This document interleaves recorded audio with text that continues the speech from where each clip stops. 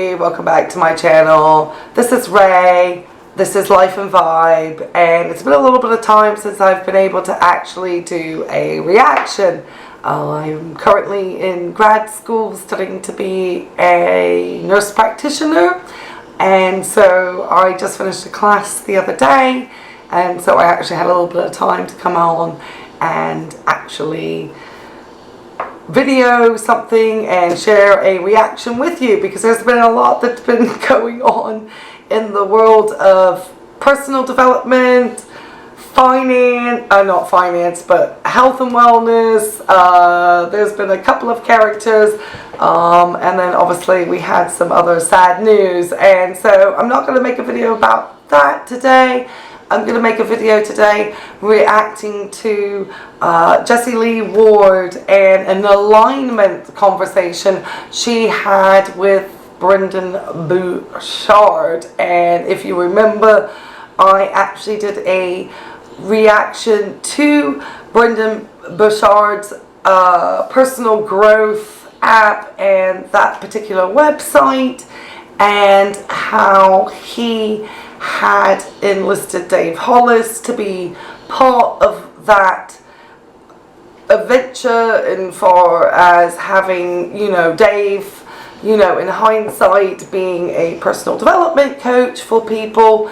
And he also was, I believe, the person who had organized or was participating in the event that Dave and Heidi had attended with Jay Shetty or whatever, just the whole, group. I believe Mel Robbins, I think it was like the whole group of them were out there doing their, some type of workshop, I guess, together as a group. And so I'm always a little nervous, especially at this time with what's going on with Jessie Lee, about the fact that she's now, having, conversations with this particular person, because as far as I'm aware, Brendon Burchard has no qualifications or licensure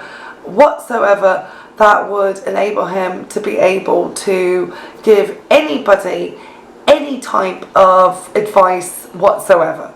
And so I'm always very concerned when these folks come in and start taking the role of therapist, when they really have no qualification, education, licensure, regulation, most importantly, to do so.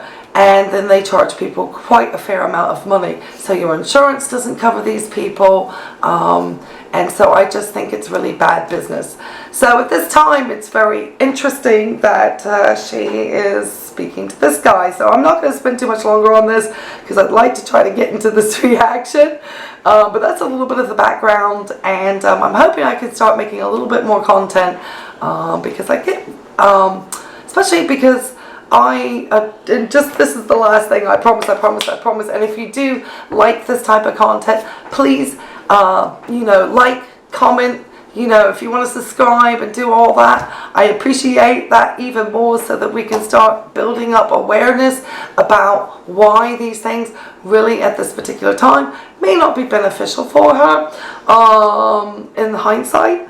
And so my other preface is that I actually did work as a RN in oncology. I am currently a working RN. I specialize in cardiac nursing, rather than doing oncology. But I did work for some time in radiation oncology for about 6 months at a practice in North Carolina.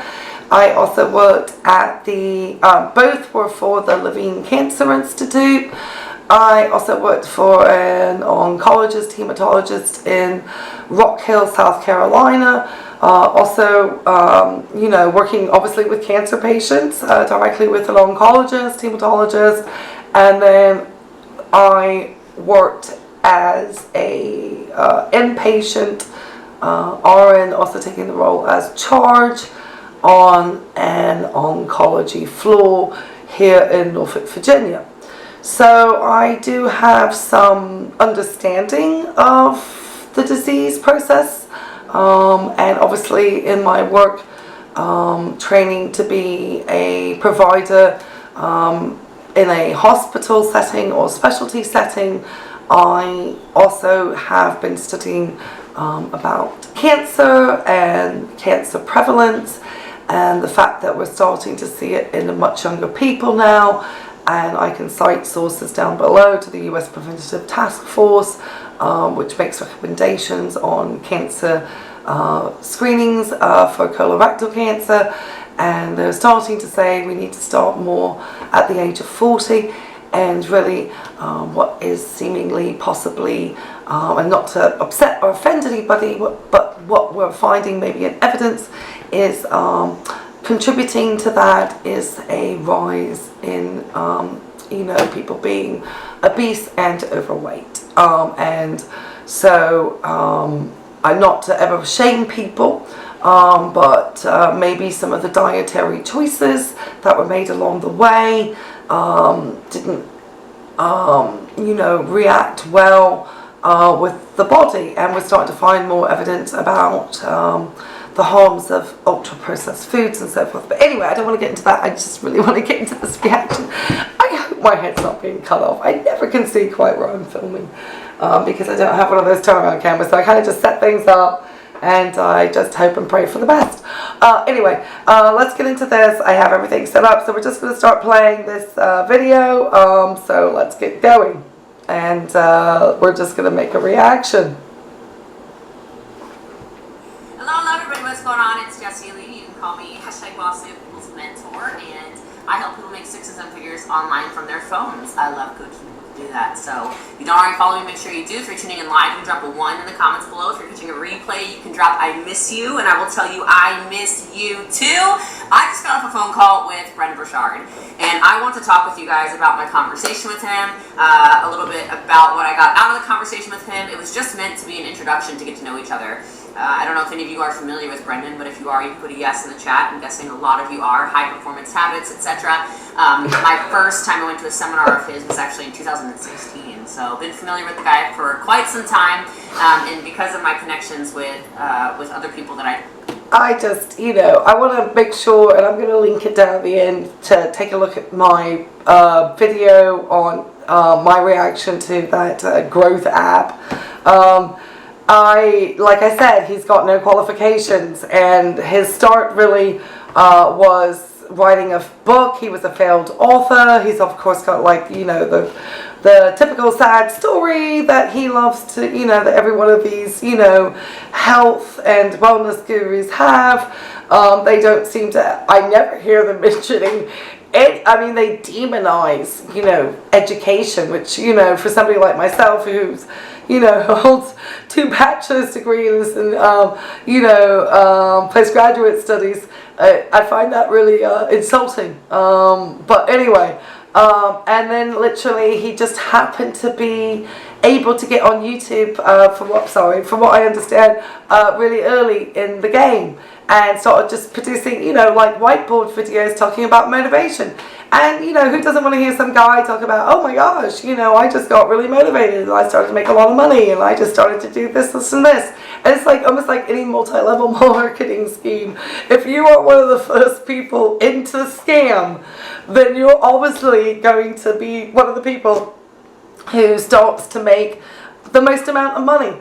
And I just find it such a shame that there are such wonderful therapists and doctors and so forth who do legitimate work and who are making a fraction of the incomes that these people do. And I find it very problematic that Brendon Burchard, of all people, is someone that she's currently having a conversation. This was filmed about a month ago. And after all that, transpired with Dave Hollis. I'm just saying. Just saying. All right. Let's go. I do business with, including Ed Milet, and was like, you two need to be friends. I'm like, we do need to be friends.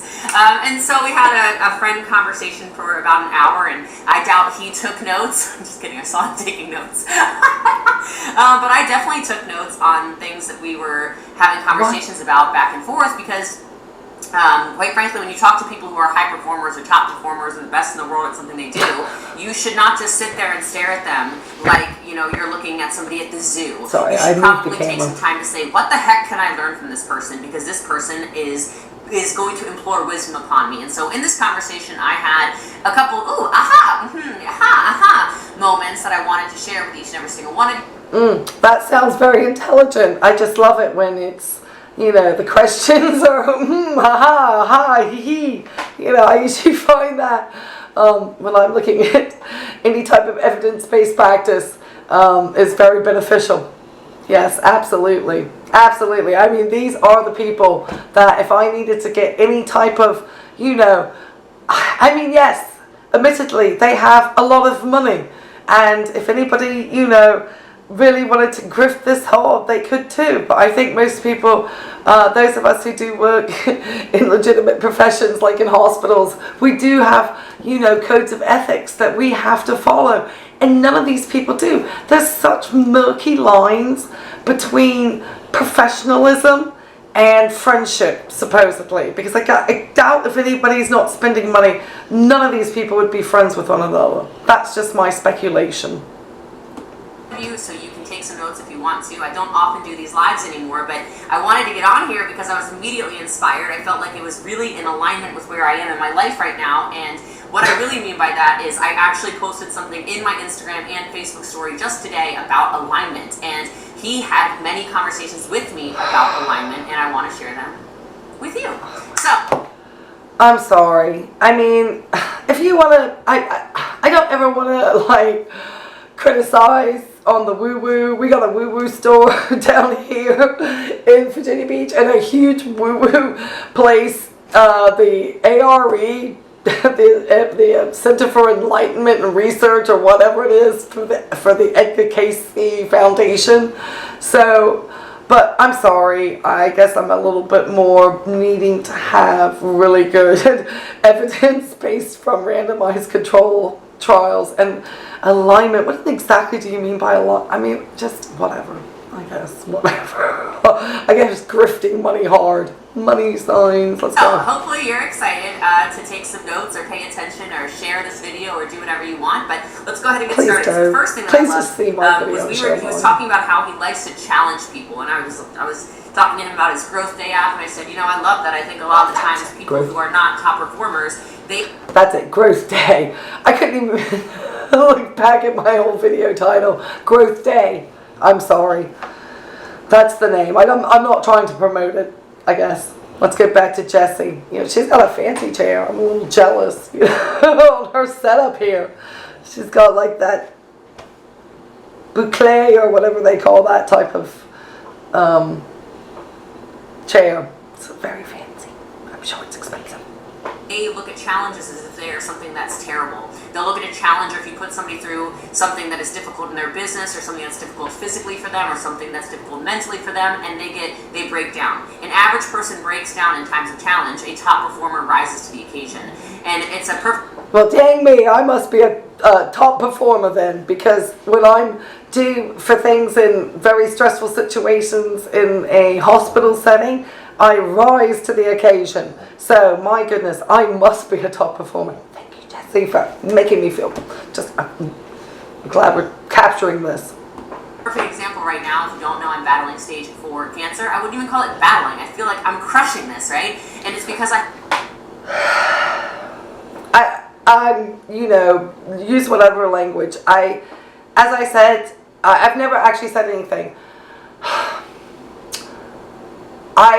Having very bad feelings about this is due to how she is managing her disease and what would be recommended by people who have looked at evidence-based practice and have studied and work with these situations daily. If she is going to be, you know, critical of the healthcare system, or she wants to indulge herself in all the, you know, complementary alternative medicines available, then she is more than welcome to do that. What I do not agree with, and which I think is what I think a lot of us find harmful and inappropriate, is that she is touting her current regimen as what would be adequate. She is taking information from people who have really no true experience and knowledge in these fields.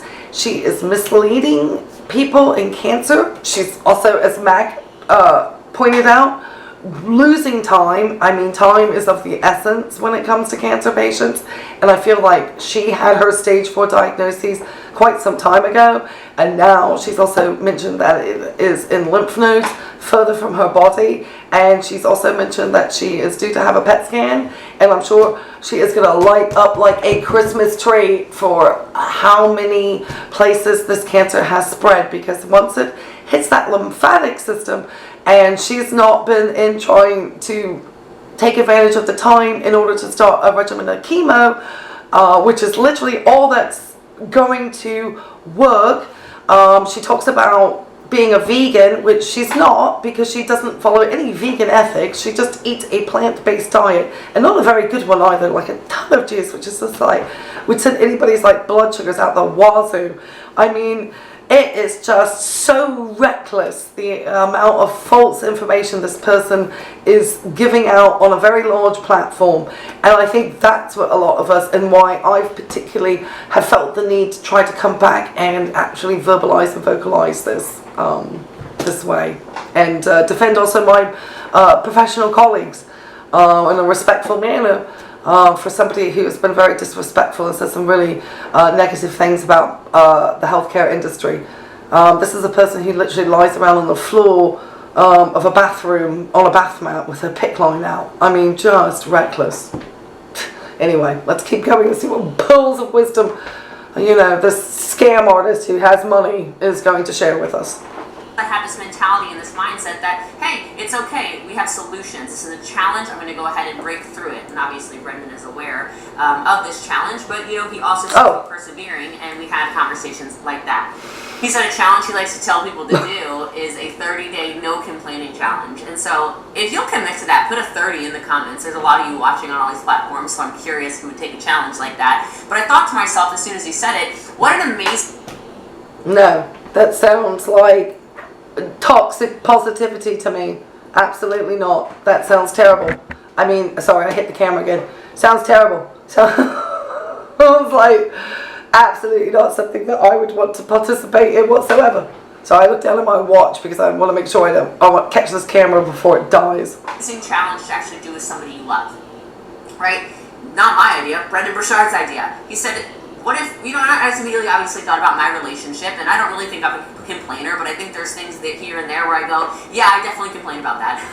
Or yeah, I definitely am not a big fan of when that situation happens. Or yeah, maybe I bite my tongue and then I complain to my best friend about something. So what about for 30 days if I caught myself and went, oof, we're really just not going to do that again, and we're just going to go ahead and move forward, and we got to start again on day one. I'm going to try. I think it's a great challenge. I think it's awesome, and especially if you're going through a hard time, whether that's physically, mentally, spiritually, etc., what a great time to take that challenge. So I like seeing all these 30s because I think that's intelligent. Oh, a text message from Ed Milet has just come in. I can't imagine a worse person to have received a text message from other than Ed Milet. I mean, oh my gosh. Okay, let's continue. This is just so bad. Oh my god. Oh my gosh. Well, don't worry. They all seem to be, you know, I'm not even going to say it because it's not appropriate, but. It's too long to read, so. Anyway, so we're not going to complain about the weather, which I would love to do right now. Where is the sun, Texas? Where is the sun? Da, da, da. Not here. But anyway, I think it's in California or something like that. But at any rate. Okay, the other thing that I thought was just impressive, and it kind of opened my ears, was before he even started launching Growth Day, which is his new platform some of you are probably on. I hope not. And I think I might be on it someday soon, so, you know, that's... Please don't. Please use your money for actual real therapists, maybe through your health insurance. You know, please don't support this type of unlicensed, you know, platform from this gentleman. I mean, who just gave out the worst, I think, toxic positivity, no complaining for 30 days. I just think those types of things are just really toxic mindsets right from the beginning. I mean, it just... Please don't. God, I'm only in 4 minutes and I'm already starting to feel heated. Let's go. Exciting. He was talking about how he sold $170 million in courses. And something he's great at doing is actually seeing the greatness in other people and helping. Did you just hear that? $170 million in courses from an unlicensed individual whose claim in his, background story was he attempted to take his life at one point when his girlfriend broke up with him. He had a really bad car accident. He came back from that. He was a failed fiction writer. And then I guess YouTube was starting, and then he suddenly just got into, I guess, like being like the, what would you think? He's like a Tony Robbins, but like the positive, like the super nice version. I'm trying to think like the Hollywood actor equivalent of him. But he's like, whereas Tony's like kind of an ass to people, like Brendon Burchard is just like syrupy sweet. And I just don't like the fact that he was so close to Dave Hollis, and we just, Dave Hollis obviously was hiding a lot of struggles, and I just think this is just terrible. Please seek real help, people. Stop using these people. I know, but just don't fall into it. It's really toxic, I promise you. You're not going to benefit. Spend your money on real education, where you might actually learn something from people who went to school. Helping them scale what they do. And we use an example of somebody who was very popular, she no longer is, that he actually helped her build her business. And I thought, gosh, I love that. I love that somebody who is so sure about what he does and what his gift zones are can help scale people. And so I thought that was just amazing. So in case you're not familiar with Brendon and his work, a lot of people are familiar with Brendon and his work. So maybe it's time that you get familiar. Okay, all right, but here's the cool thing. Please. Here's where I started going, I really need to take some notes. He said, the great secret you discover after you have success is not the money. It's the alignment. And as soon as he said that, I went, yes, my brother. Yes, okay? So then we had this whole conversation where we start talking back and forth around the word clarity. You can put the word clarity in the chat if you want to. But I went, yes, you get so clear on things. You get so clear on what you need to do in your life. You get so clear on what you need to do with your... Yes, it's amazing when you have, it's not the money when you have the money. It's the alignment. Obviously, that was... I don't want to say anything ugly, but I think that's just garbage.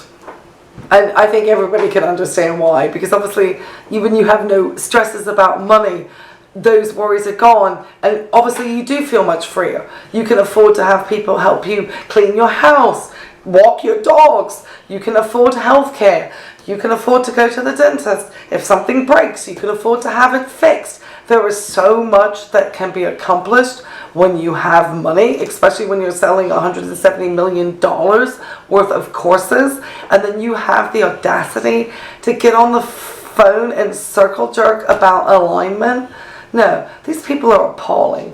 I mean, just really, people, listen to them. Do you really, they got this because they scammed ordinary people into believing their lives sucked. This is what happens, I just wish that, and then social media has just blown this up like Hiroshima. With your job or your performance or your health or your physical whatever or your spirituality, you get so crystal clear on it. I certainly would not take any type of health advice from Brendon Burchard since he was in such close alignment with Dave Hollis. I'm just saying. And then this lady has stage 4 cancer, not being treated by chemo. Seriously, these are the people that people want to listen to? The world is a wackadoodle place. I'm sorry, I'm trying to not get ugly, but this is wild. Oh my God, I'm 5 minutes in. Okay, I'm going to let her keep talking. Because this is going to go on for an hour. I don't want my videos that long. maybe sometimes Nobody will watch them. chaotic. And I want to give you some help, some tips for finding clarity, by the way, for those who are like, please don't listen to her. I'm a little lost, okay? Sorry. But he said clarity is number one. Clarity and alignment are like sisters, brothers, whatever. They're one and the same in many different ways. And he said the way that you get to clarity is through simplification. Okay? And I think a lot of times we complicate things. The example he used was actually Mel Robbins, who's of course a friend of his. No. And he was talking about how she was I mean, could we just not reel out the names of every grifter that is like existing in social media at this time, producing some course that they're not even licensed to write?